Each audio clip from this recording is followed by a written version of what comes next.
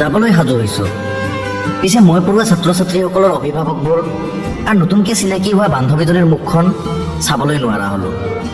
যি কি নহওক, নতুন চাকৰিটো এটা দুৰ্দশা হোৱা যেন লাগিল।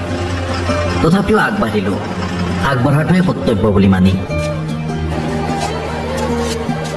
কোনোদিনে নেদেখা নুশুনা গুৱাহাটী হৈ তুৰানগৰলৈ এক অনিশ্চিত যাত্ৰা।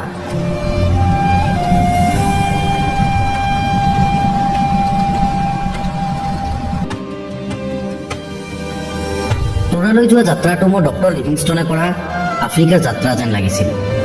অৱশেষত 200 কিলোমিটাৰৰ সেই যাত্ৰাৰ অন্ত পৰিল। গাৰো পাহাৰৰ বিনন্দীয়া প্ৰাকৃতিক শোভা চাই চাই তুৰা পালোগৈ। চাকৰিত যোগ দিয়াৰ পাছত কেইদিনমান কষ্ট কৰি পাহাৰ বগাই 40 টকাত এটা ৰুম ভাড়া কৰি লৈ বাচন বৰ্তন গোটাই ল'লোঁ। ঘৰৰ পৰা আঁতৰত থকাৰ প্ৰথম অভিজ্ঞতা বৰ কষ্টকৰ।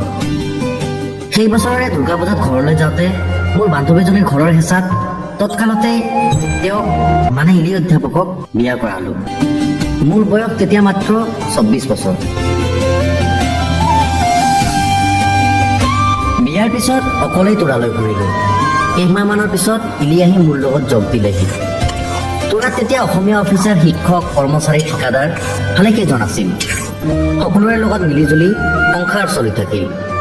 সেই এখন বিচনা, এখন সৰু টেবুল, এখন চকীৰ সৰু সংসাৰলৈ এজন অভ্যাগত আহিল।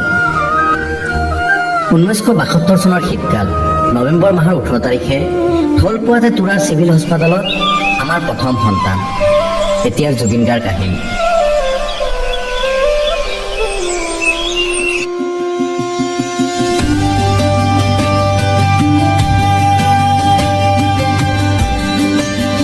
ঘৰত মাতা নাম গল্ডি, কোনোবাই হেনো বাবা বুলিও মাতে।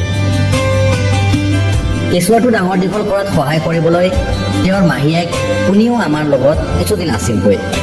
এই মাহীয়েকে গল্ডিক এজনী মাকে কৰা সাদৰেৰে আতুল তুলকৈ ৰাখিছিল।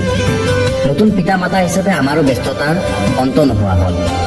সেই সময়ৰ মোৰ প্ৰিয় সংগীতকাৰ জুবিন মেহতাৰ নাম অনুসৰি গল্ডিৰ নাম জুবিন ৰাখিলোঁ। পাছত গোত্ৰৰ নাম গাৰ্গ তেওঁ নিজে প্ৰৱেশিকা পৰীক্ষাৰ সময়ত যোগ দি ল'লে।